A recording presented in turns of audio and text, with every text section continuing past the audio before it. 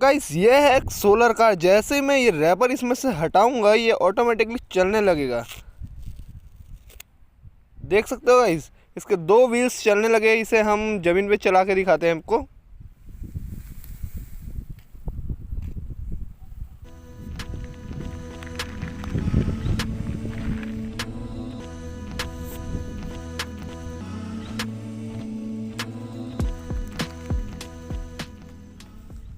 लेकिन ध्यान रहे गाइस, ये कार तभी चलेगा जब अब इसे सूर्य के नीचे लाओगे, मतलब सनलाइट के प्रेजेंस में ये सोलर पैनल काम करेगा, उससे ये कार चलेगा। अंधेरे में या घर के अंदर ये काम नहीं करेगा, इसलिए आपको आउटडोर की आवश्यकता है।